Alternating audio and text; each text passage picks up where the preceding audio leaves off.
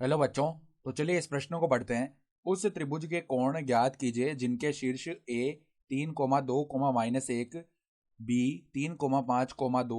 और सी 5, -2, 3 है। तो यहाँ पर देखो हमें एक त्रिभुज के कोण ज्ञात करने हैं जिसके तीनों शीर्षों के निर्देशांक हमें दिए हुए हैं सवाल में। ठीक है, तो प्रश्न में आगे बढ़ने से पहले इस प्रश्न से संबंधित जो मुख्य अवधारणा है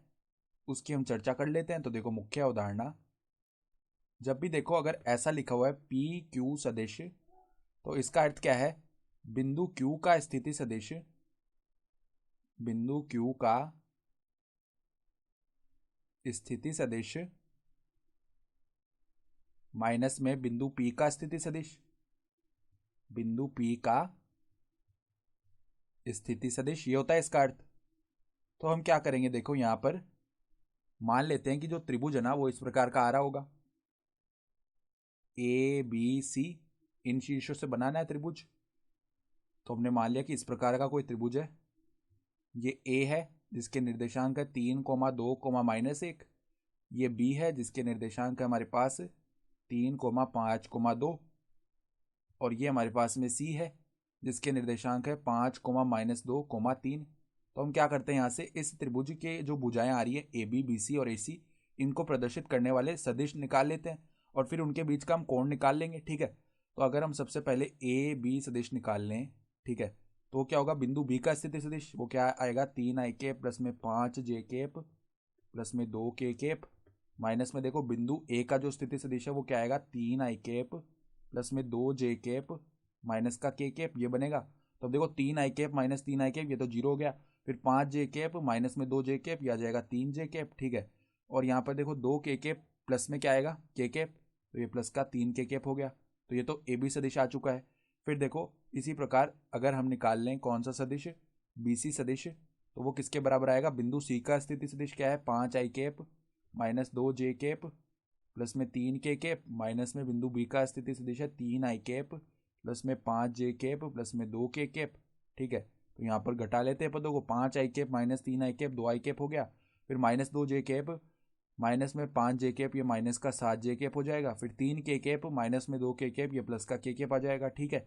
अब देखो हम क्या करते हैं, ए सी सदिश निकाल लेते हैं। तो ए सी सदिश निकालेंगे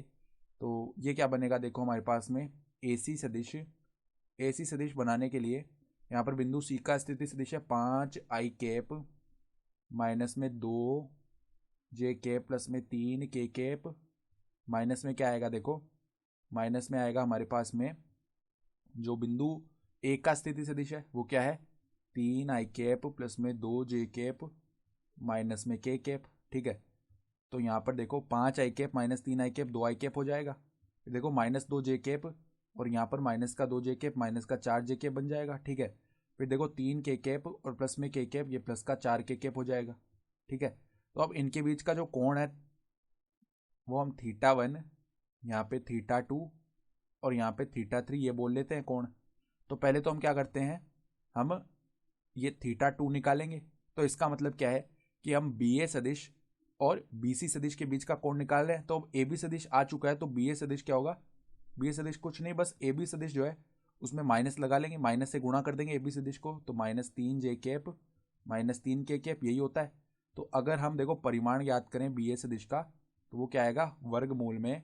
-3 का वर्ग 9, फिर -3 का वर्ग 9,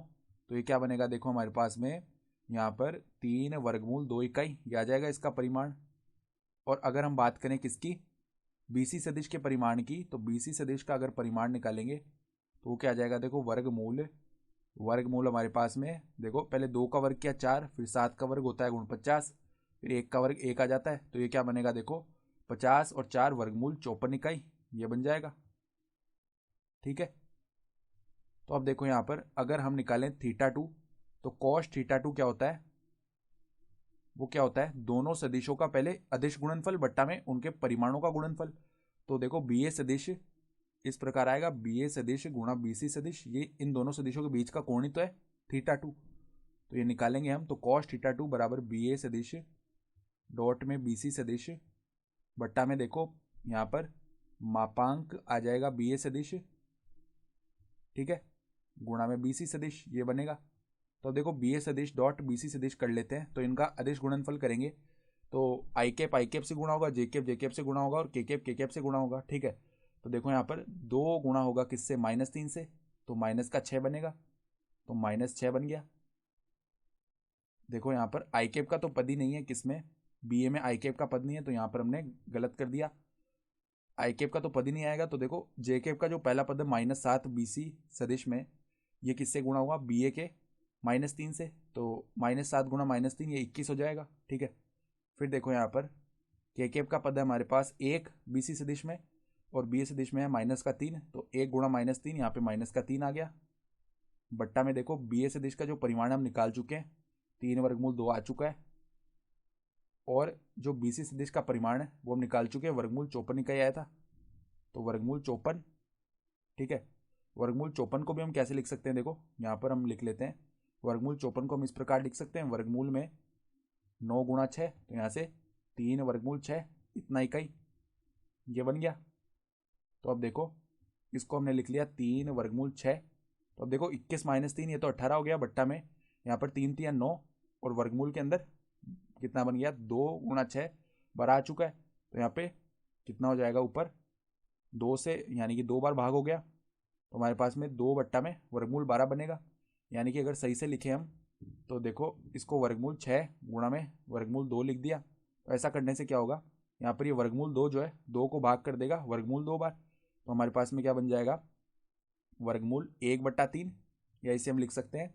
देखो 1/3 ये बनेगा वर्गमूल के अंदर, या इसे हम क्या लिख सकते हैं, 1/√3। तो यहाँ से अगर θ2 का मान निकालेंगे तो वो क्या आ जाएगा, कोस इनवर्स 1/√3, ये आ गया। तो एक कोण तो हम निकाल चुके हैं। अब इसी प्रकार देखो जो θ1 है वो निकालेंगे, तो वो निकालने के क्या क्या करेंगे हम, ये जो हमारे पास में ए बी सदिश है और ए सी सदिश है, इन दोनों के बीच का कोण निकाल लेंगे। तो ए बी सदिश का परिमाण तो वही आएगा जो बी ए सदिश का परिमाण आया है। ठीक है, अब ए सी सदिश का परिमाण भी निकाल लेते हैं हम, तो देखो ए सी सदिश का परिमाण निकालेंगे तो वो क्या आ जाएगा, वर्गमूल में क्या बनेगा, देखो 2 का वर्ग 4 होता है, 4 का वर्ग 16 होता है,